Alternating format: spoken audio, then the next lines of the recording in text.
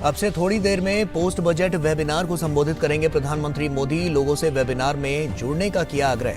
बुनियादी ढांचा और निवेश समेत पीएम गतिशक्ति मास्टर प्लान और लॉजिस्टिक दक्षता में सुधार पर होगी बात।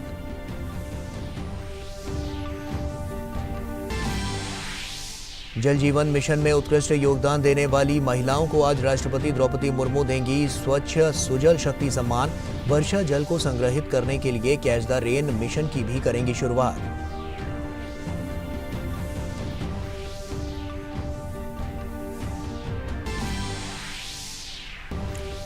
रायसीना डायलॉग में आज वैश्विक शांति, ऋण संकट, प्रौद्योगिकी, खाद्य और सार्वजनिक वितरण समेत अहम मसलों पर परिचर्चा। केंद्रीय मंत्री निर्मला सीतारमण, मीनाक्षी लेखी और पीयूष गोयल समेत कई अन्य मंत्री शामिल।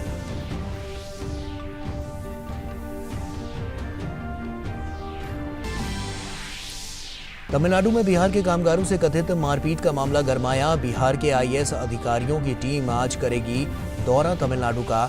बिहार के कामगारों से करेगी मुलाकात।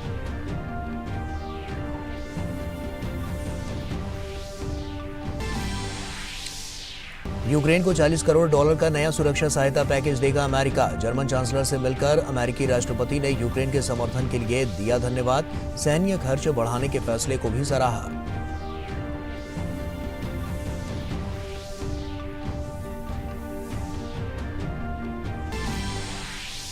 और महिला क्रिकेट के आज से नए युग की शुरुआत। रंगारंग कार्यक्रम के साथ मुंबई में शुरू होगा women premiere league. Gujarat giants और मुंबई इंडियंस के बीच आज पहला लीग मैच। 26 मार्च तक 5 टीमों के बीच होंगे 22 मुकाबले।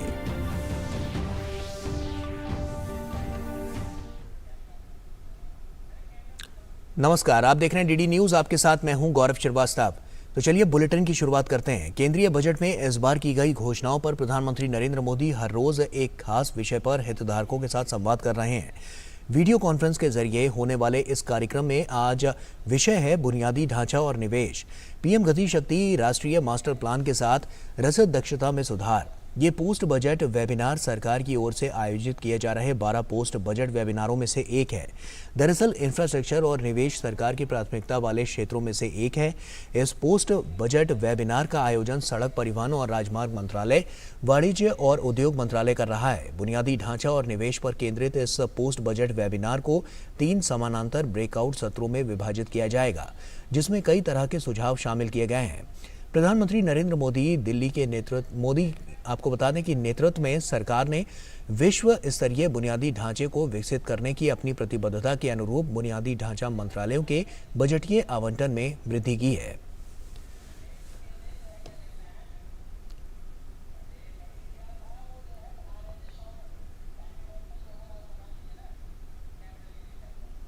और अरुण शर्मा हमारे सहयोगी हमारे साथ जुड़ रहे हैं। अरुण का रुख करते हैं। Arun, good morning. और साफ तौर पर क्योंकि बुनियादी ढांचे को और ज़्यादा विकसित करने के लिए और निवेश को और ज़्यादा किस तरह से बढ़ाया जाए, हम जान रहे हैं कि पोस्ट बजट वेबिनार का जो संबोधन है वो प्रधानमंत्री नरेंद्र मोदी का बहुत महत्वपूर्ण रहता है हमेशा से। और ऐसे में आज के संबोधन की जब हम बात करें तो बुनियादी ढांचे और निवेश को लेकर क्या बड़ी बातें हो सकती हैं? देखिए, ये वेबिनार का फोकस इस बात पर रहेगा कि किस तरह से तमाम स्टेक होल्डर्स जो होते हैं वो एक साथ आ सके, कोऑर्डिनेशन के साथ में काम कर सके।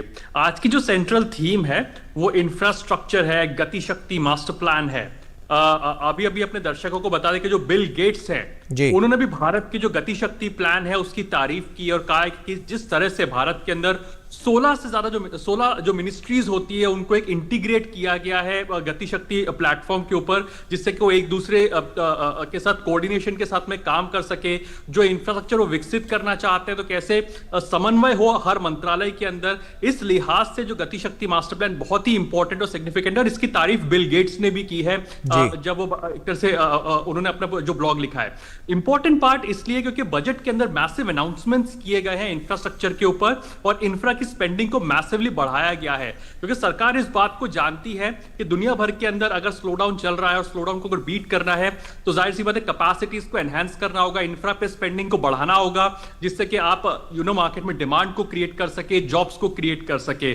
और इसी लिहाज से 3 इंपॉर्टेंट सेशन आज के इस वेबिनार में जो कि इंफ्रास्ट्रक्चर से जुड़ा हुआ है उसमें रहेंगे। एक तो सबसे पहला जो इंपॉर्टेंट रहेगा कि लॉजिस्टिक्स जो हमारे देश के अंदर है उनकी एफिशिएंसी को कैसे हम लोग बेहतरी के साथ में बढ़ा सके। लॉजिस्टिक्स बहुत ही इंपॉर्टेंट एक सेक्टर है और इस पूरे साल में हम देखेंगे कि जो लॉजिस्टिक्स का काफी एक इंपॉर्टेंट रोल रहने वाला है, क्योंकि जिस तरह से इकोनॉमी पिकअप कर रही है उसमें लॉजिस्टिक्स का एक बहुत इंपॉर्टेंट रोल रहता है। दूसरा इंपॉर्टेंट जो सेक्शन रहेगा या फिर जो सेगमेंट या फिर सबसेट रहेगा वो रहेगा प्लानिंग ऑन गति शक्ति, यानी कि गति शक्ति जो मास्टर प्लान है उससे रिलेटेड कैसे प्लान किया जा सकता है कि इंफ्रास्ट्रक्चर को एक इंटीग्रेशन या इंटीग्रेटेड अप्रोच के साथ में विकसित किया जा सके।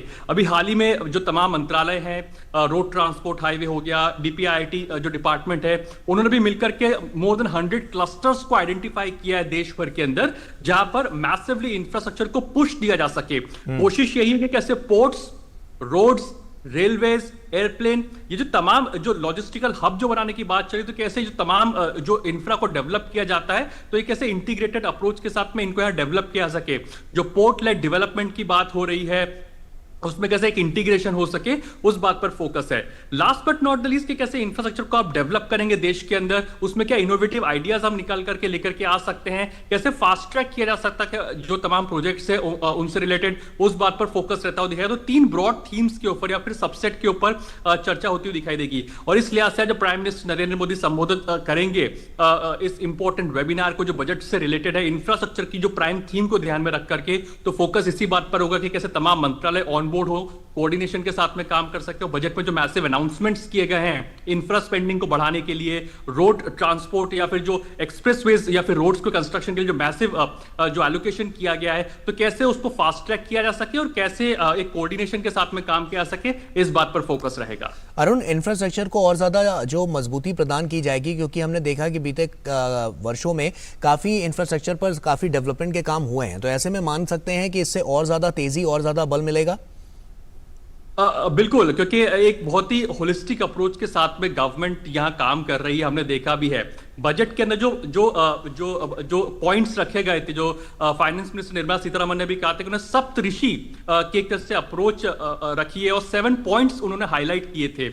इन 7 पॉइंट्स के अंदर इंक्लूसिविटी एक फोकस एरिया था और सबसे प्रोमिनेंट पॉइंट जो था वो इंफ्रास्ट्रक्चर डेवलपमेंट के ऊपर रखा गया था। यानी जो बजट की जो सोल की बात करें, जो एक आत्मा की बात करें, तो उसमें कहीं ना कहीं इंफ्रास्ट्रक्चर को खासी तरजीह दी गई थी। इस अमृत काल के जब बजट को पेश करने की बात फाइनेंस मिनिस्टर निर्मला सीतारमण ने करी थी, तो साफ तौर पर कहा था कि 7 पॉइंट्स है, सप्तऋषि नाम दिया था और उसमें जो इंपॉर्टेंट एम्फेसिस था वो इंफ्रास्ट्रक्चर के ऊपर रखा गया था। सरकार इस बात को जानती है कि अगर जीडीपी की ग्रोथ को रफ्तार देना है, अगर साथ ही साथ हमें मार्केट में या फिर रूरल एरिया में डिमांड को क्रिएट करना है, तो बहुत ही जरूरी होगा कि हमें इंफ्रास्ट्रक्चर को डेवलप करना होगा, जिससे नंबर 1 एक तो हमारी कैपेसिटीज बढ़ती हुई दिखाई देंगी, नंबर 2 जॉब क्रिएशन होता हुआ दिखाई देगा, and last but not the least कि हम लोग एक नेक्स्ट जनरेशन इंफ्रास्ट्रक्चर को डेवलप करने की दिशा के अंदर आगे बढ़ेंगे, जिसकी आगे दरकार है।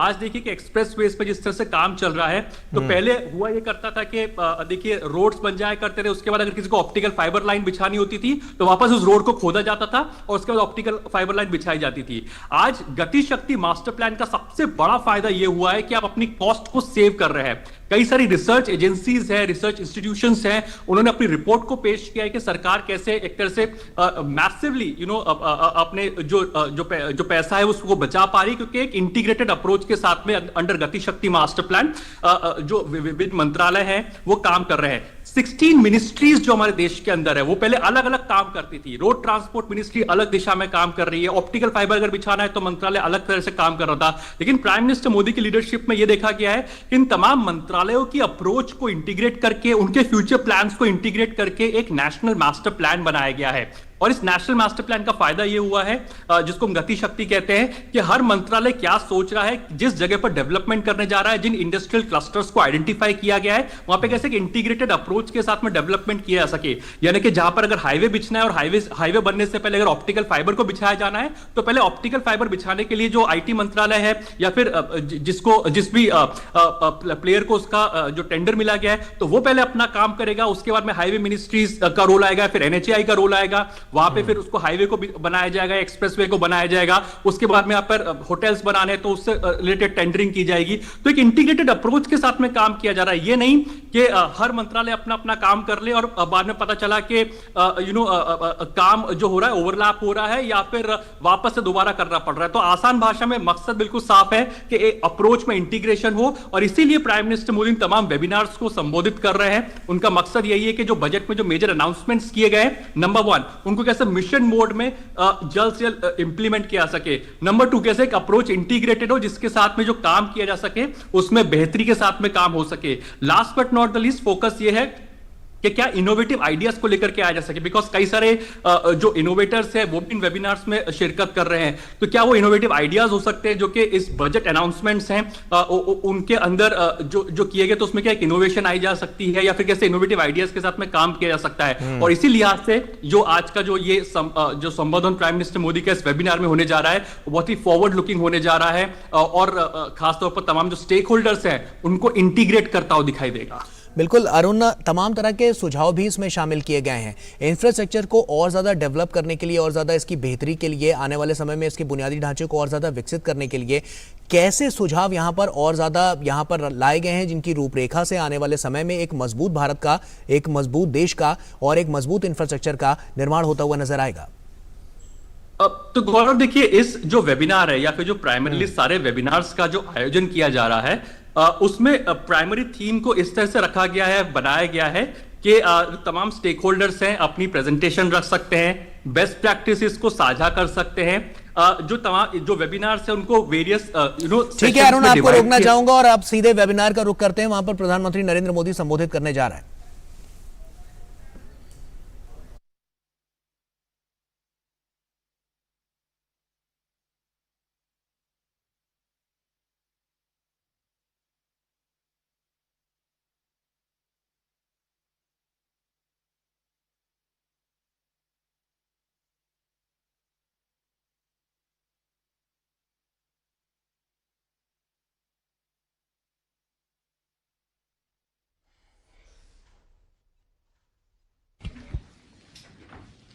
यूनियन बजट 2023-24 में की गई घोषणाओं के क्रम में इंफ्रास्ट्रक्चर डेवलपमेंट और इन्वेस्टमेंट विषय पर आधारित पोस्ट बजट वेबिनार में माननीय प्रधानमंत्री जी का स्वागत है।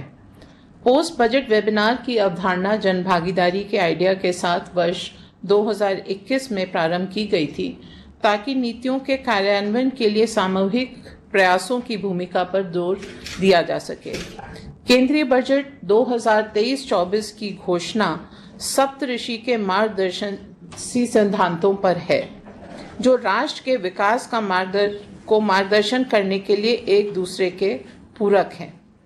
आज का webinar ministry of road transport and highways के द्वारा होस्ट किया जा रहा है तथा DPIIT इसमें को होस्ट हैं। इस वेबिनार में इंफ्रास्ट्रक्चर डेवलपमेंट में निवेश को बढ़ावा देने और लॉजिस्टिक्स एफिशिएंसी को इम्प्रूव करने पर आज फोकस किया जा रहा है। इस पोस्ट बजट वेबिनार का उद्देश्य सभी स्टेक होल्डर्स और आम आदमी को बजट घोषणाओं के बारे में जागरूक करना, स्टेक होल्डर्स की प्राथमिकताओं पर विचार करते हुए बजट घोषणाओं को लागू करने के लिए एक सफल और एफिशिएंट रोड मैप को तैयार किया जाना है। इस वेबिनार में आज अवसंरचना और आर्थिक मंत्रालयों, विभागों, राज्यों, केंद्र शासित प्रदेशों और industry associations, manufacturers, policy makers, subject specialist और एकेडमिशियंस को सम्मिलित किया गया है। आज हम केंद्रीय बजट 2023-24 के जो मुख्य घोषणाएं हैं, जैसे कि अवसंरचना में निजी निवेश के अवसरों को बढ़ाना, लॉजिस्टिक्स एफिशिएंसी हासिल करना, क्षेत्रीय कनेक्टिविटी और सामंजस्यपूर्ण master list of harmonised projects को तैयार करना है।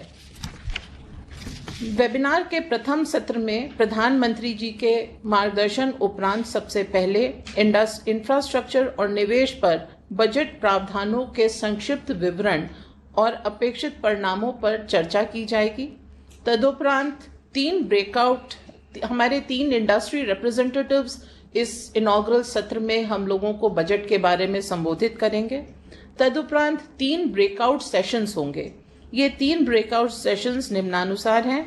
इम्प्रूवमेंट इन लॉजिस्टिक्स एफिशिएंसी, जो कि ministry of ports, shipping and waterways lead कर रहा है इस डिस्कशन को। Integrated infrastructure planning through PM गति शक्ति, जो कि डीपीआईआईटी लीड कर रहा है। Infrastructure development and investment opportunities, ministry of road transport and highways lead कर रहा है। इन तीनों सेशंस में जो संबंधित स्टेक होल्डर्स हैं वो अपने अपने सेशन में भाग लेंगे। करीब 3 घंटे की चर्चा की जाएगी और उस चर्चा में जो भी सार निकल कर आता है उसका प्रस्तुतिकरण जो प्लेनरी सेशन होगा उसमें किया जाएगा। राष्ट्र के निर्माण हेतु प्राथमिकताएं और बजट 2023-24 के कार्यान्वयन हेतु मार्गदर्शन प्रदान करने के लिए मैं अब माननीय प्रधानमंत्री जी को सादर आमंत्रित करती हूं।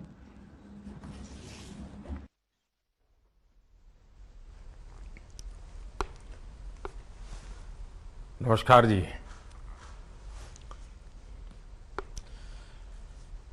मुझे खुशी है कि आज इंफ्रास्ट्रक्चर पर हो रहे इस वेबिनार में सैकड़ों स्टेक होल्डर्स जुड़े हैं और 700 से ज्यादा तो एमडी और सीईओज समय निकाल करके इस महत्वपूर्ण इनिशिएटिव का महात्म्य समझ करके वैल्यूएडिशन का काम किया है। मैं सबका स्वागत करता हूं। इसके अलावा अनेकों सेक्टर एक्सपर्ट्स और विभिन्न स्टेक होल्डर्स भी बहुत बड़ी मात्रा में जुड़ करके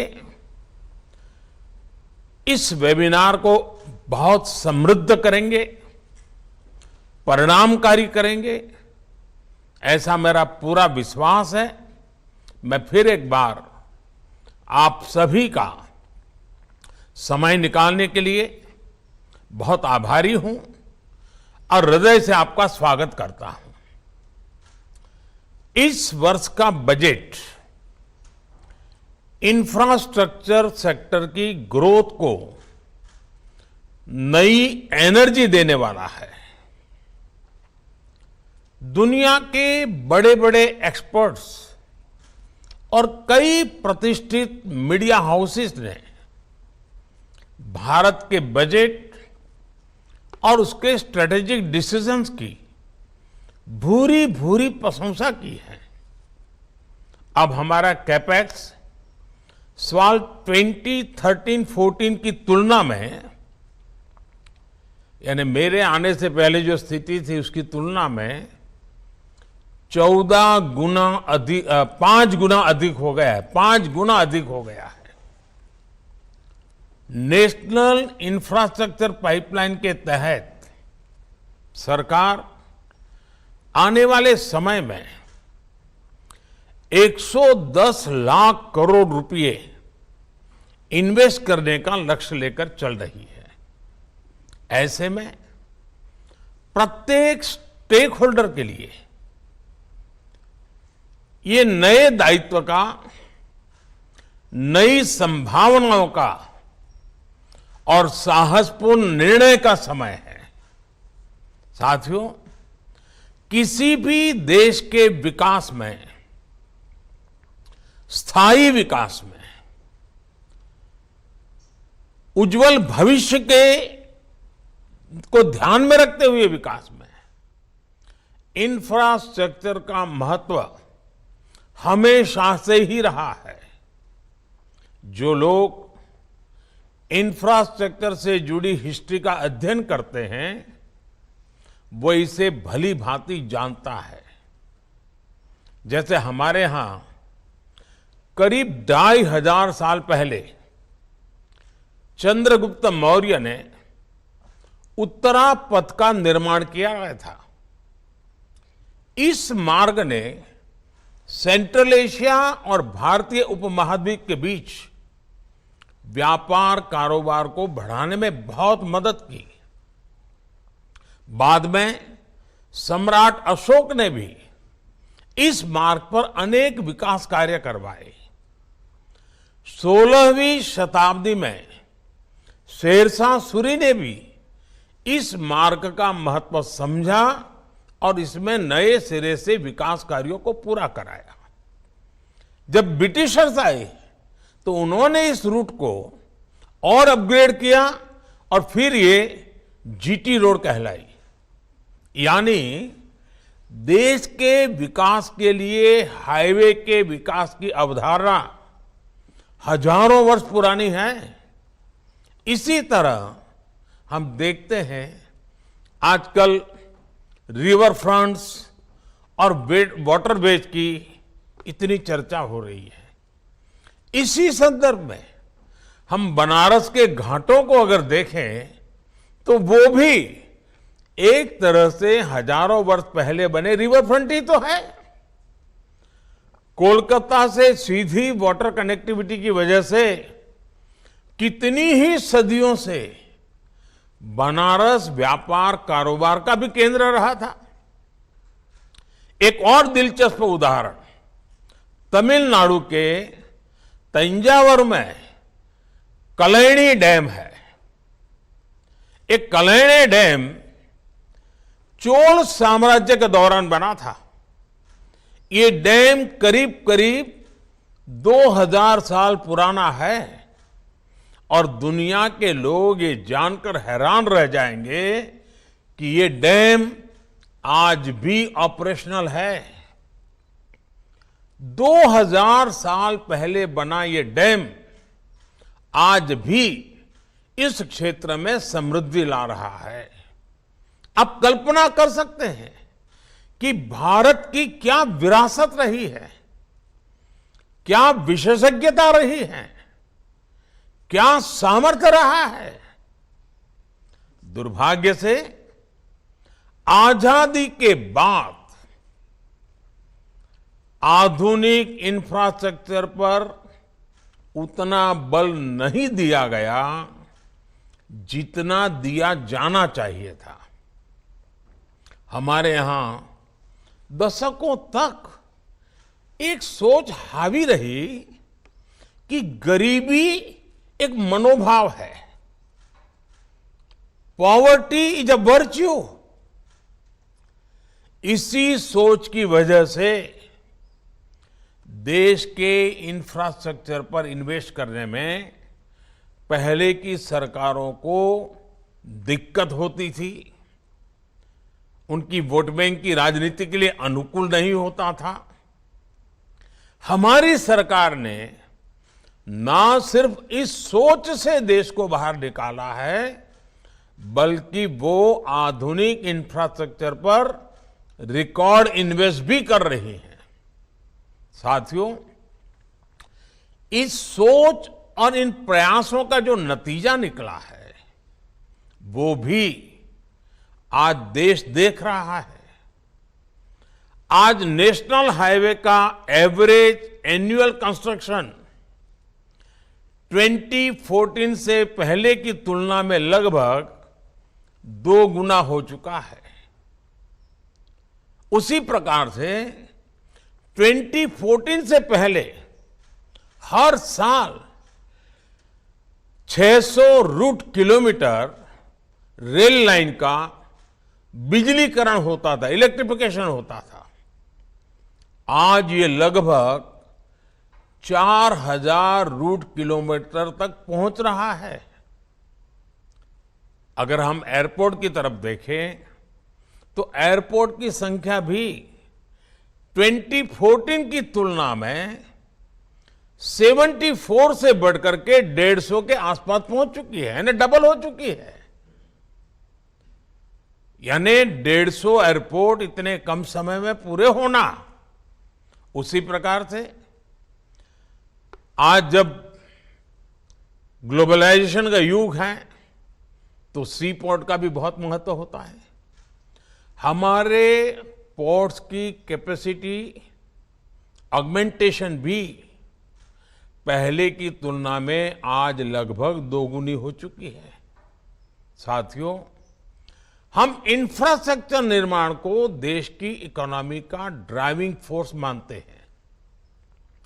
इसी रास्ते पर चलते हुए भारत 2047 तक विकसित भारत होने का लक्ष्य को प्राप्त करेगा। अब हमें अपनी गति और बढ़ानी है। अब हमें टॉप गियर में चलना है और इसमें पीएम गति शक्ति नेशनल मास्टर प्लान की बहुत बड़ी भूमिका है। गति शक्ति नेशनल मास्टर प्लान भारत के इंफ्रास्ट्रक्चर का, भारत के मल्टी मॉडल लॉजिस्टिक्स का कायाकल्प करने जा रहा है। ये इकोनॉमी और इंफ्रास्ट्रक्चर प्लानिंग को, डेवलपमेंट को एक प्रकार से इंटीग्रेट करने का एक बहुत बड़ा टूल है।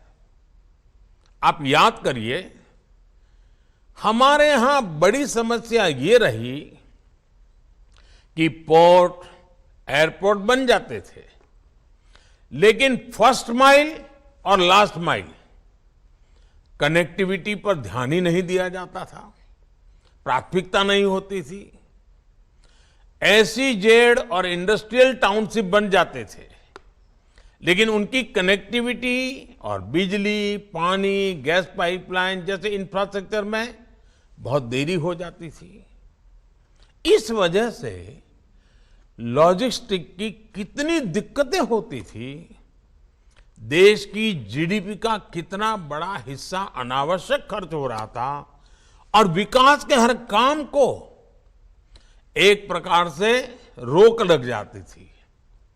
अब ये सारे नोड्स एक साथ तय समय सीमा के आधार पर सबको साथ लेकर एक प्रकार से ब्लूप्रिंट तैयार किए जा रहे हैं और मुझे खुशी है कि पीएम गति शक्ति नेशनल मास्टर प्लान के परिणाम भी आज आने शुरू हो गए हैं।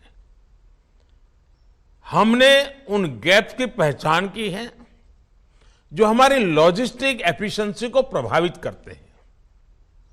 इसलिए इस वर्ष के बजट में 100 क्रिटिकल प्रोजेक्ट्स को प्राथमिकता दी गई है और उसके लिए 75,000 करोड़ रुपए का प्रावधान किया है। क्वालिटी और मल्टी मॉडल इंफ्रास्ट्रक्चर से हमारी लॉजिस्टिक कॉस्ट आने वाले दिनों में और कम होने वाली है। इसका भारत में बने सामान पर, हमारे प्रोडक्ट्स की कॉम्पिटेंसी पर बहुत ही पॉजिटिव असर पड़ना ही पड़ना है। लॉजिस्टिक सेक्टर के साथ साथ ईज ऑफ लिविंग और ईज ऑफ डूइंग बिजनेस में बहुत सुधार आएगा। ऐसे में प्राइवेट सेक्टर के पार्टिसिपेशन के लिए भी संभावनाएं लगातार बढ़ रही है। मैं प्राइवेट सेक्टर को इन प्रोजेक्ट्स में पार्टिसिपेट करने के लिए आमंत्रित करता हूं। साथियों, निश्चित तौर पर इसमें हमारे राज्यों की भी बहुत बड़ी भूमिका है। राज्य सरकारों के पास इसके लिए फंड की कमी ना हो, इस हेतु से 50 साल तक के इंटरेस्ट फ्री लोन को 1 वर्ष के लिए आगे बढ़ाया गया है। इसमें भी पिछले वर्ष के बजटरी एक्सपेंडिचर की तुलना में 30% की वृद्धि की गई है। मकसद यही है कि राज्य भी क्वालिटी इंफ्रास्ट्रक्चर को प्रमोट करे।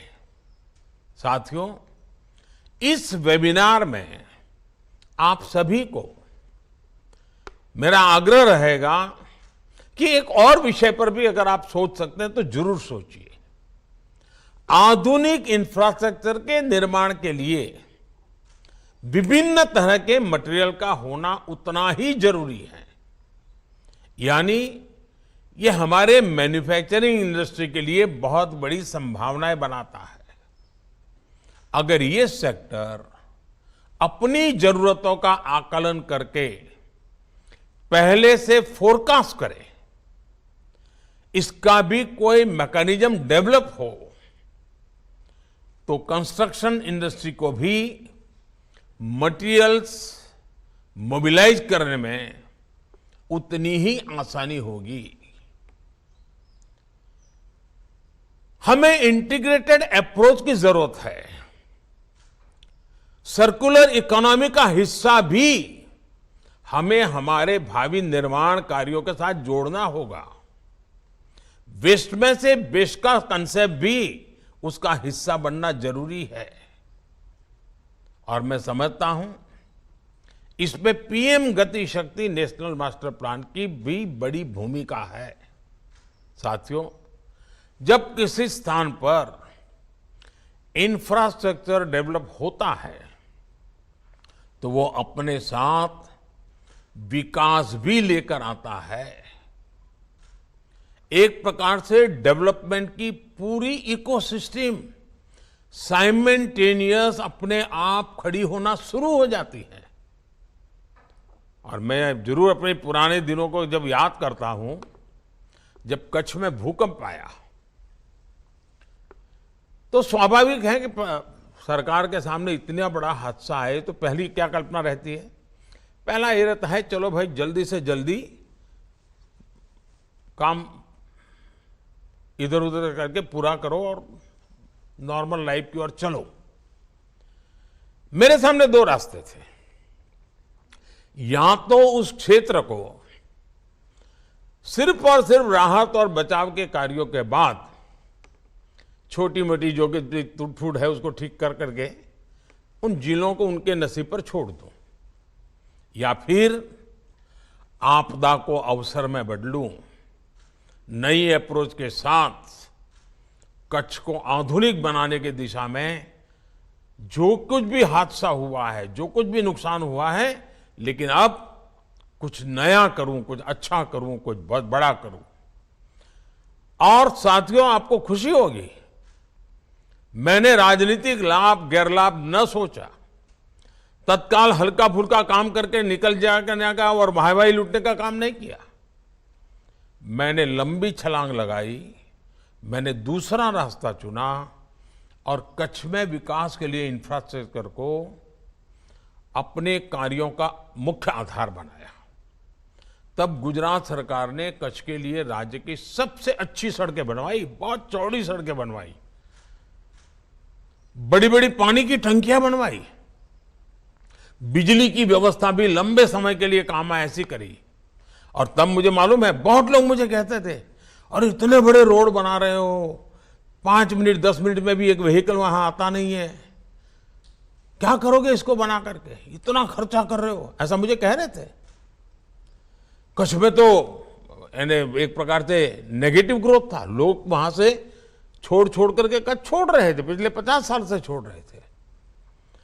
लेकिन साथियों, उस समय इंफ्रास्ट्रक्चर पर जो हमने इन्वेस्ट किया,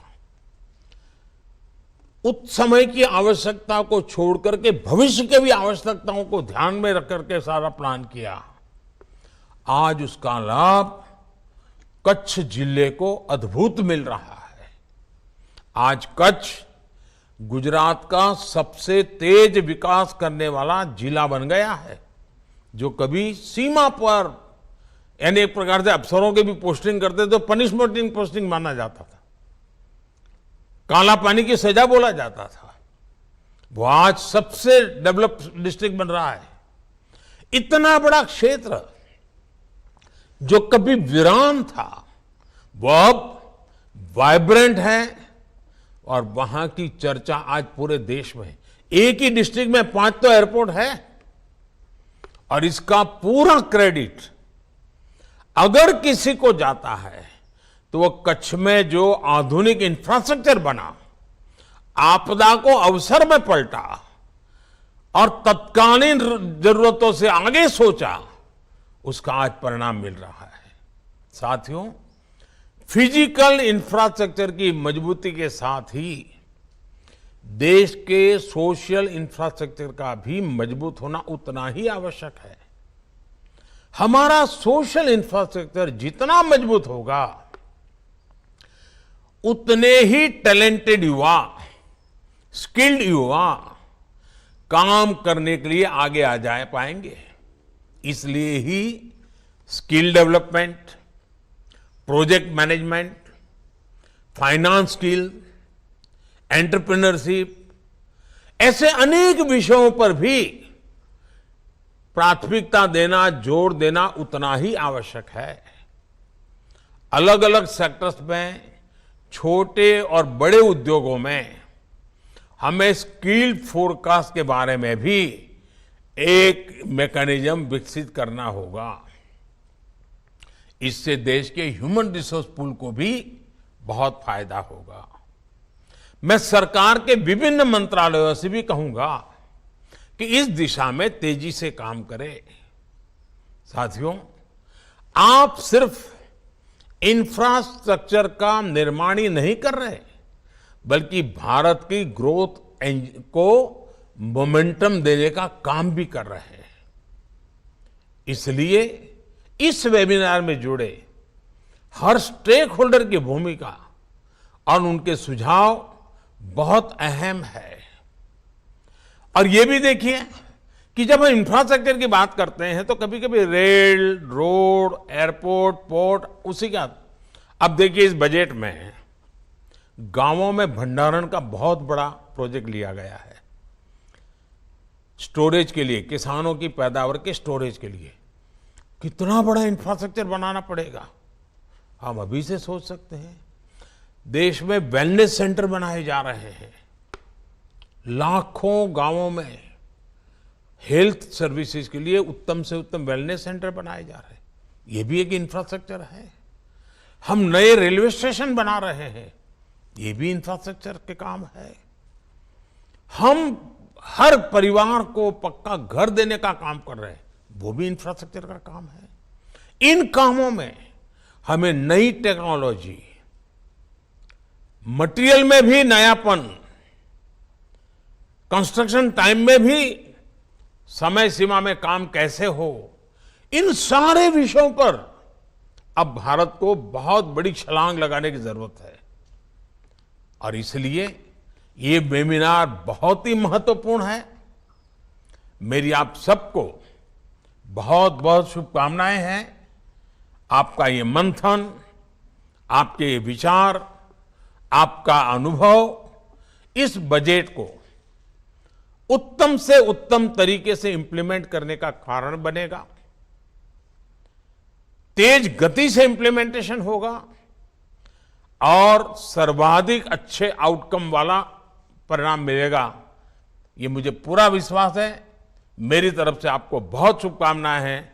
धन्यवाद।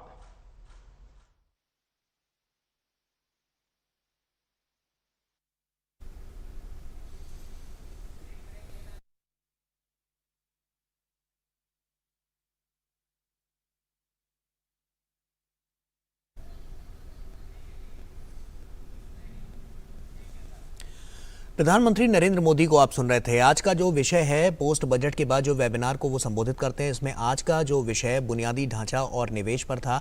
इंफ्रास्ट्रक्चर को और कैसे दुरुस्त किया जा सकता है, कैसे कार्य प्रणाली अपनाई जा सकती है और कैसे आने वाले समय के लिए भारत को और ज़्यादा मजबूत और ज़्यादा विकसित बनाया जा सकता है, इसको लेकर प्रधानमंत्री नरेंद्र मोदी ने अपने इस संबोधन में तमाम बातें कही हैं। निवेश को किस तरह से बढ़ावा मिले, इस वर्ष जो इंफ्रास्ट्रक्चर को और बढ़ावा देना वाला जो ये बजट सामने आया था, उसमें इंफ्रास्ट्रक्चर पर खास फोकस किया गया था। ऐसे में प्रधानमंत्री नरेंद्र मोदी ने तमाम बड़ी और महत्वपूर्ण बातें कही।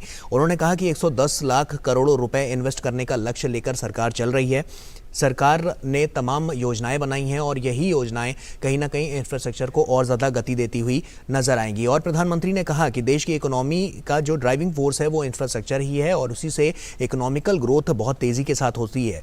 साथ ही उन्होंने कहा कि पीएम गति शक्ति राष्ट्रीय मास्टर प्लान से ये सब कुछ मुमकिन हो सकेगा।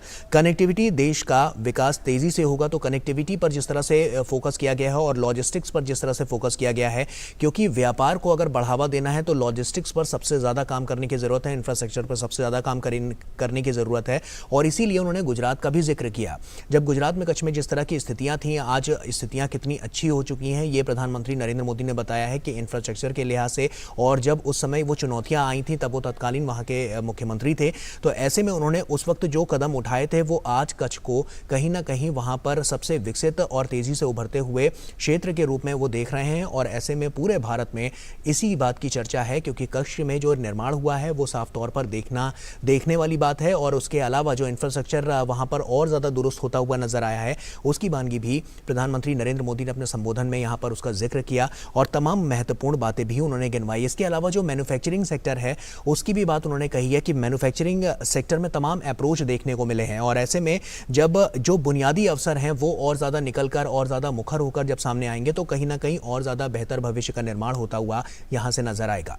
तो ऐसे में प्रधानमंत्री नरेंद्र मोदी के संबोधन की और जो बड़ी बड़ी बातें और मुख्य बातें रही हैं, वो हम आगे भी आपके साथ साझा करते रहेंगे। बहरहाल एक छोटे से ब्रेक का यहाँ पर वक्त हो गया है, जल्द लौटते हैं। शुरू करो, डालो बुनियाद, घर महल नजर आएगा। वंडर लाइए, वंडर अपनाइए, फर्क नजर आएगा। वंडर सीमेंट, फर्क नजर आएगा। Hey girls! Hi! Congratulations! आज तो पार्टी चाहिए। पहले चैंपियन के साथ सेल्फी लेंगे। आइडिया, यही करते हैं पार्टी। Pizza party. ये चल अपना कार्ड और पिन दे। मेरे कार्ड की डिटेल्स मैं खुद ही डालूंगी। आरबीआई कहता है अपना पिन, ओटीपी, सीवीवी या इंटरनेट बैंकिंग पासवर्ड किसी के साथ शेयर ना करें। ऑनलाइन बैंकिंग सिर्फ अपने कंप्यूटर, मोबाइल और सिक्योर नेटवर्क से करें। बाय गर्ल्स, कहाँ जा रही है? सुना नहीं? No sharing. आरबीआई कहता है जानकार बनिए, सतर्क रहिए। तो ब्रेक के बाद एक बार फिर से आप सभी का स्वागत है। नई दिल्ली में चल रहे रायसीना डायलॉग में आज का दिन काफी महत्वपूर्ण है, तो ऐसे में सीधा रुक करते हैं। आपको बता दें, मीनाक्षी लेखी वहां पर कुछ कह रही हैं, आइए सुनते हैं। One needs to voice for the voiceless, and that becomes imperative for the simple reason that the policies, disruption, supply chain management, inflation, food insecurity, defense, everything impacts the most vulnerable, the most. Others still have the strength to tide over those times, tide over those conflicts, tide over those challenges. But the most vulnerable, who have been handled by neo-imperialism, who have been handled by resource crunch, who have difficulty in managing their debt, they get impacted the most. And if we truly seek world peace, it cannot come unless these issues get to be addressed. So India acts like a bridge between the ones who have the voice and the ones who do not have or become the voice of the voiceless. I come to the third limb of my argument. And the third limb of my argument is about finding solutions.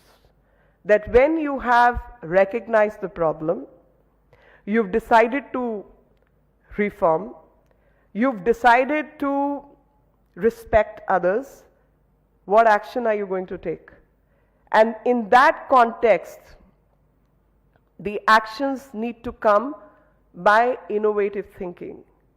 And that innovative thinking, I will go back to the example of how in past 8 years, India has put its act together, reaching out to the unreached, marginalized communities, yes, all across, every country saw that. Pandemic showcased to the world our vulnerabilities. And when those vulnerabilities were brought forward, the vulnerabilities were the vulnerabilities of the kind that most developed countries, most affluent countries did not know how to help its own citizens. The medical systems were overwhelmed. People did not get play.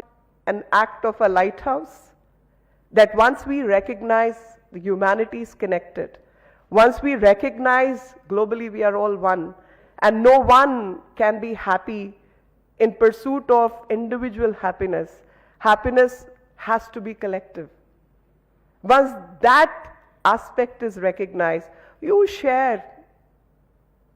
And I personally believe that COVID or pandemic would have changed many a people.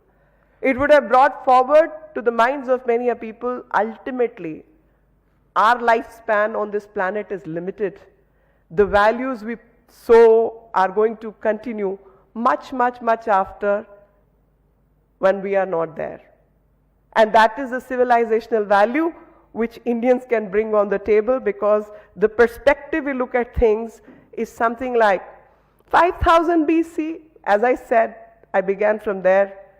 300, 400-year-old paintings is modern art gallery.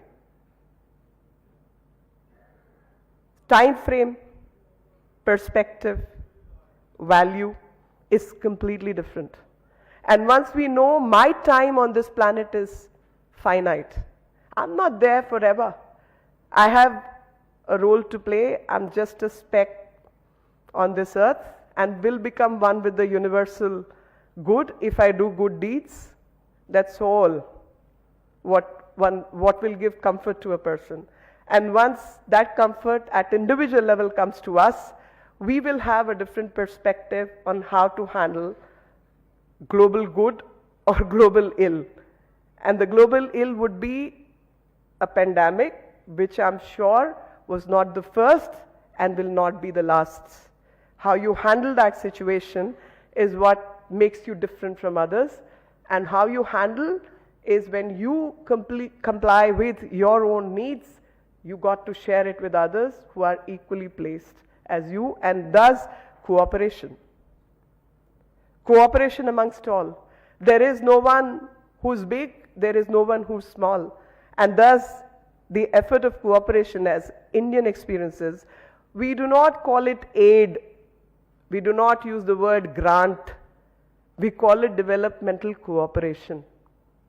India is running some 800 odd projects in 70 plus countries.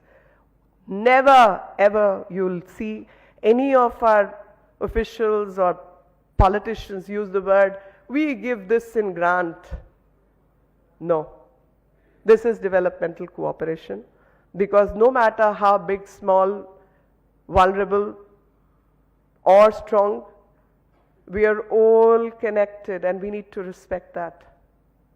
To have a stable global order for sustenance, for sustainability, we need to understand the word respect.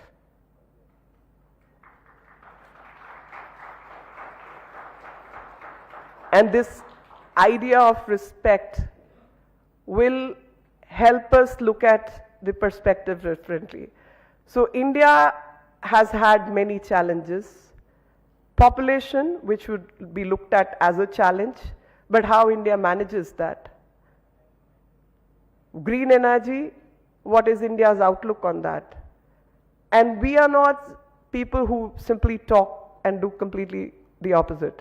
We are people who will put their money where the mouth is. So when we talk about green transitions, we do it. We act on it. When it comes to green energy transition, whether it's International Solar Alliance or managing our renewable energy or ethanol mixing or handling our waste, C&D management, green waste, we are working on it. And we never claim that, oh, we've achieved. No, we are working on it. We need everybody else's support. We have challenges. We work through our challenges and we find ways through those challenges.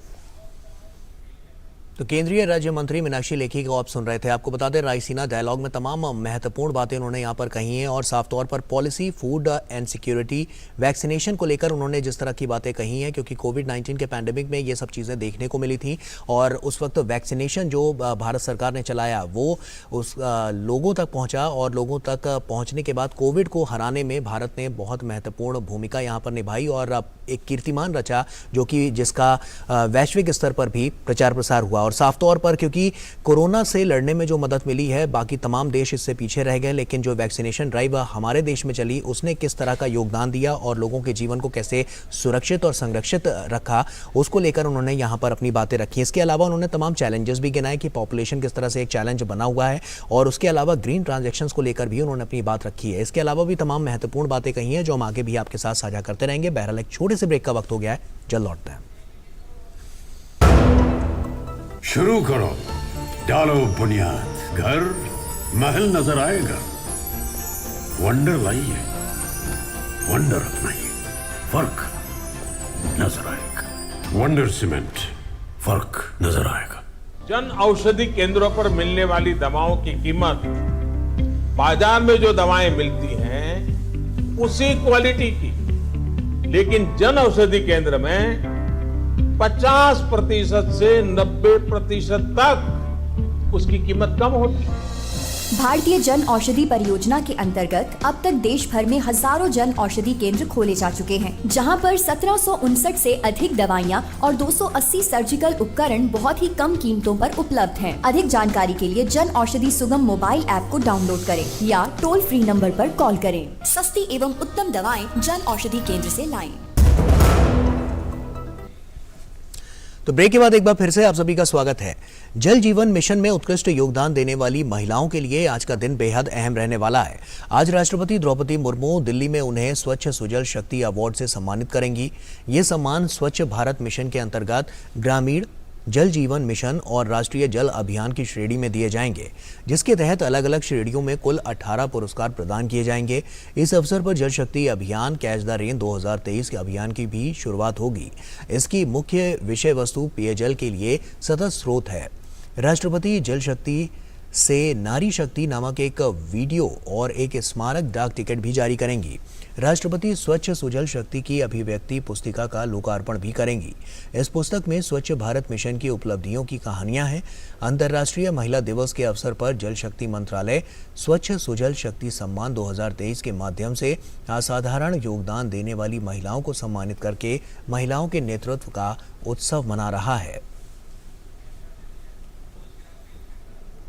और नई दिल्ली में आज विदेश मंत्री doctor S Jaishankar ने Canada की विदेश मंत्री मेलानी जोली से मुलाकात की।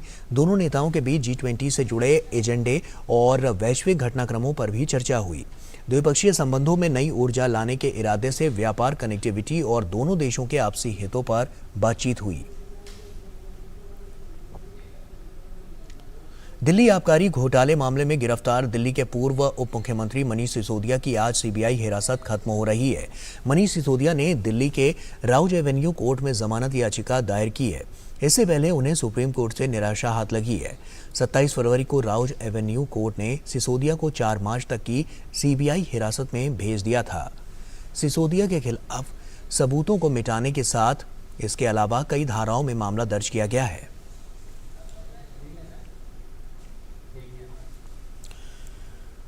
और तमिलनाडु में बिहार के मजदूरों पर हुए कथित हमले को लेकर सियासी हंगामा होने लगा है। एक तरफ जहां तमिलनाडु के श्रम कल्याण और कौशल विकास मंत्री सीवी गणेशन ने इस तरह की घटनाओं को झूठा बताया है, वहीं बिहार सरकार ने सच और झूठ की पड़ताल के लिए 4 सदस्यों की वरिष्ठ अधिकारियों की एक टीम तमिलनाडु भेज दी है। टीम का नेतृत्व ग्रामीण विकास विभाग के सचिव बाला मुरुगन कर रहे हैं। ये टीम अपनी रिपोर्ट मुख्यमंत्री नीतीश कुमार को देगी। इन सबके बीच विपक्ष ने बिहार सरकार पर हमला बोल दिया है।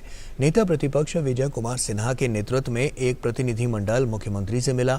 उन्हें तमिलनाडु में बिहारी मजदूरों की पिटाई, हत्या और उन पर हो रहे अत्याचार को बंद करने के संबंध में ज्ञापन दिया गया। भाजपा नेता सम्राट चौधरी ने बिहार के लोगों पर हो रहे हमले के लिए मुख्यमंत्री नीतीश कुमार को जिम्मेदार ठहराया है। माननीय मुख्यमंत्री जी को हमने कहा है कि बिहार का जो भी हमारे बच्चे हैं वो अपने को भयभीत महसूस कर रहे हैं, उसको स्वसम्मान रहने का और सुरक्षित आने की इच्छा है, तो आने की व्यवस्था में आपके पदाधिकारी वहाँ के पदाधिकारी के साथ बैठकर इसको संज्ञान में लेकर बातचीत करें, उन्होंने आश्वासन दिया है। मथुरा में 5 दिन तक चलने वाली होली की शुरुआत हो चुकी है। वृंदावन के बांके बिहारी मंदिर में होली का खुमार सबके सिर चढ़कर बोल रहा है। यहाँ रंग बिरंगे फूलों से खूब जमकर होली खेली गई। बांके बिहारी की फूलों वाली होली का काफी महत्व है। जिस दिन फूलों वाली होली खेली जाती है उस दिन ठाकुर जी को सफेद वस्त्र धारण कराए जाते हैं और उनका विशेष श्रृंगार भी किया जाता है। इस दौरान भक्तों का जमावड़ा देखने लायक होता है। मंदिर में ऐसी कोई जगह नहीं होती जहां फूलों की पंखुड़ियां ना दिखाई दें। यहां फूलों से होली खेलने के बाद अबीर और गुलाल की बारी आती है।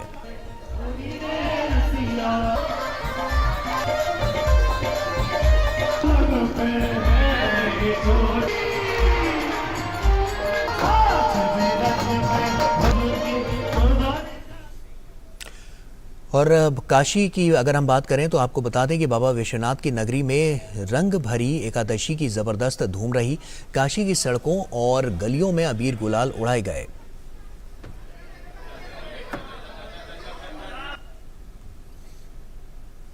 मार्च का महीना आने के साथ ही हर तरफ होली के त्योहार की ही चर्चा होने लगती है। ये रंगों और खुशियों का त्योहार है। होली को बस अब कुछ ही दिन होली के लिए बचे हैं। ऐसे में लोग अपने घर में इसकी तैयारियों में जुटे हुए हैं। होली में रंगों का विशेष महत्व होता है। महाराष्ट्र के ठाणे में फूलों और फलों से रंग बनाए जा रहे हैं।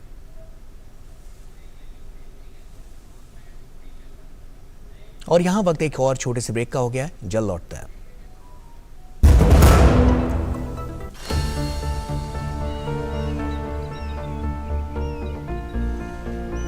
जो बनकर मेरा हमसफर आएगा, सिर्फ उसी को फर्क नजर आएगा। शुरू करो, डालो बुनियाद, घर महल नजर आएगा।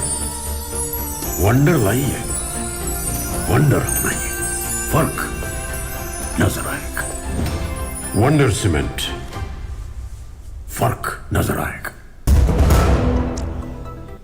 तो ब्रेक के बाद एक बार फिर से आप सभी का स्वागत है। जम्मू कश्मीर के पुंछ जिले में सुरक्षा बलों ने नार्को टेरर मॉड्यूल का भांडाफोड़ किया है। नशा तस्कर रफी धाना उर्फ रफी लाला के घर से 7 किलो हेरोइन, करीब 2 करोड़ रुपए नगद, एक पिस्टल के साथ मैगजीन और 10 कारतूस बरामद किए गए हैं।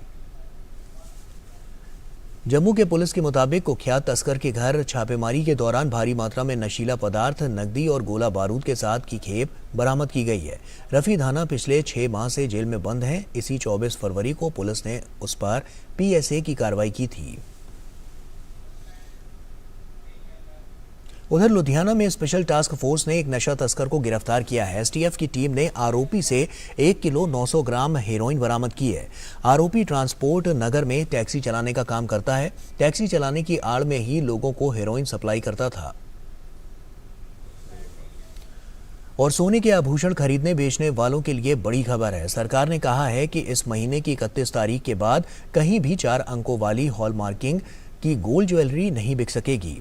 उपभोक्ताओं के बीच 4 डिजिट और 6 डिजिट की हॉलमार्किंग पर कंफ्यूजन दूर करने के लिए ये अहम फैसला लिया गया है। नए नियम के तहत 1 अप्रैल से सिर्फ 6 डिजिट वाले अल्फा न्यूमेरिक हॉलमार्किंग ही मान्य होंगे। इसके बिना सोना और सोने के आभूषण नहीं बिकेंगे। 31 मार्च 2023 के बाद जो 4 डिजिट का HUID हॉलमार्क के रूप में यूज़ हो रहा था ज्वेलरी में, अब उसको बिक्री नहीं किया जा सकेगा। और जो 6 डिजिट का अल्फा न्यूमेरिक नंबर है उसके साथ हॉलमार्क ज्वेलरी बेची जा सकेगी। और WHO अभी कोविड-19 महामारी की उत्पत्ति की जांच और पहचान करने के लिए काम कर रहा है। संगठन की ओर से यह बयान संयुक्त राज्य अमेरिका की एक रिपोर्ट के बाद आया है, जिसमें आरोप लगाया गया है कि कोरोना महामारी की उत्पत्ति चीन की प्रयोगशाला में रिसाव के कारण हुई थी, जिसकी सबसे अधिक संभावना है। WHO प्रमुख ने चीन से डेटा साझा करने में पारदर्शी होने और आवश्यक जांच करने का भी आह्वान किया। अमेरिका ने यूक्रेन के लिए $40 करोड़ के एक नए सुरक्षा सहायता पैकेज की घोषणा की है। इस सैन्य सहायता पैकेज में हिमार्स और होवित्जर तोपों के लिए अधिक गोला बारूद शामिल है। अमेरिका यूक्रेन को ब्रैडली इन्फेंट्री फाइटिंग व्हीकल और आर्म्ड व्हीकल लॉन्च्ड ब्रिज के लिए गोला बारूद, युद्ध के सामान, उपकरण और अन्य रखरखाव, प्रशिक्षण और मदद भेजेगा। अमेरिका के राष्ट्रपति जो बाइडेन और जर्मन चांसलर ओलाफ स्कोल्स के बीच शुक्रवार को एक वार्ता हुई। ये वार्ता मुख्य रूप से यूक्रेन युद्ध, चीन और अन्य मामलों पर केंद्रित रही। जो बाइडेन ने यूक्रेन के समर्थन के लिए जर्मनी का धन्यवाद दिया। बाइडेन ने सैन्य खर्च बढ़ाने के स्कोल्स के फैसले की सराहना भी की। वहीं ओलाफ स्कोल्स ने कहा कि जब तक आवश्यक होगा यूक्रेन का समर्थन करना जारी रखेंगे। और ग्रीस में हुए भीषण ट्रेन हादसे में अब तक 57 लोगों की मौत हो गई है। ट्रेन हादसे को लेकर बड़े पैमाने पर विरोध प्रदर्शन किया जा रहा है। प्रदर्शनकारियों ने कहा कि सरकार की लापरवाही के कारण ये ट्रेन हादसा हुआ। ग्रीस की रेलवे यूनियन ने कहा कि 1 साल पहले से ही सिग्नल सिस्टम में खराबी की शिकायत की जा रही थी, लेकिन सरकार ने शिकायतों की लगातार अनदेखी की, जिसकी वजह से सबसे भीषण रेल हादसा हुआ। इन आरोपों के बीच ग्रीस के परिवहन मंत्री ने इस्तीफा दे दिया है।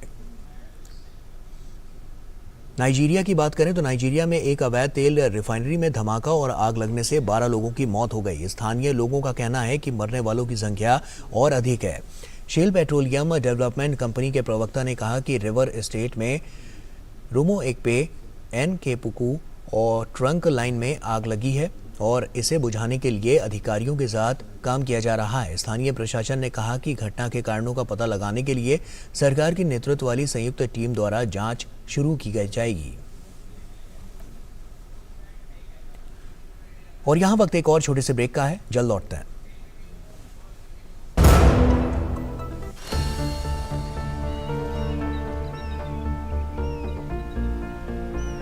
जो बनकर मेरा हमसफर आएगा, सिर्फ उसी को फर्क नजर आएगा।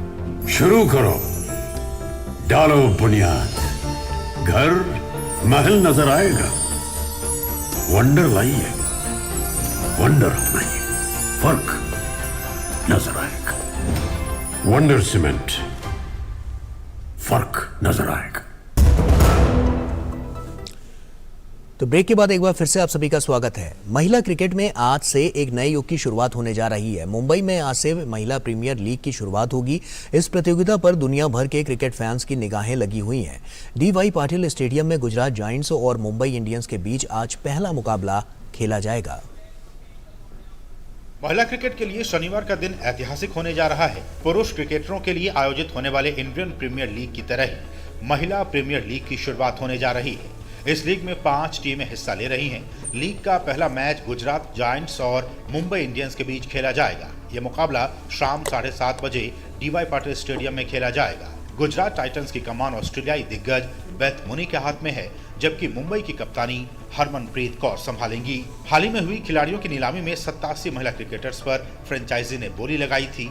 लीग के मुकाबले मुंबई के डी.वाई. पाटिल और ब्रेबॉर्न स्टेडियम में खेले जाएंगे। पहली बार आयोजित हो रहे इस लीग में 22 मुकाबले खेले जाएंगे। फाइनल 26 मार्च को ब्रेबॉर्न स्टेडियम में खेला जाएगा। अगर टूर्नामेंट के फॉर्मेट की बात करें तो हर टीम 8-8 लीग मैच खेलेगी, यानी हर टीम से हर टीम को खेलना है और प्रत्येक टीम को हर टीम से 2-2 मुकाबले खेलने होंगे। अंक तालिका में शीर्ष पर रहने वाली टीम सीधा फाइनल में जगह बनाएगी। वहीं नंबर 2 और नंबर 3 की टीम के बीच 24 मार्च को एलिमिनेटर मुकाबला होगा। एलिमिनेटर की विजेता टीम अंक तालिका में शीर्ष पर रहने वाली टीम के साथ फाइनल में भिड़ेगी। प्रीमियर लीग की 5 टीमों में 3 टीम की कमान विदेशी खिलाड़ियों के हाथों में दी गई है। ऑस्ट्रेलिया को विश्व विजेता बनाने वाले मैग लेनिंग को दिल्ली का कप्तान बनाया गया है।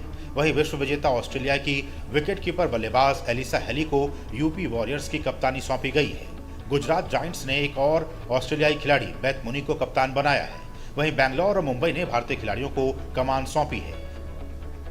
भारतीय महिला टीम की कप्तान हरमनप्रीत कौर को जहां मुंबई इंडियंस ने कप्तान बनाया है, तो वहीं रॉयल चैलेंजर्स बैंगलोर ने स्मृति मंधाना को कप्तानी की बागडोर दी है। महिला आईपीएल की नीलामी में स्मृति मंधाना सबसे महंगी खिलाड़ी बनी थी। उन्हें रॉयल चैलेंजर्स बैंगलोर ने 3.40 करोड़ में खरीदा था। Sports desk, DD news. और इसी के साथ फिलहाल इतना ही। दीजिए इजाजत, नमस्कार।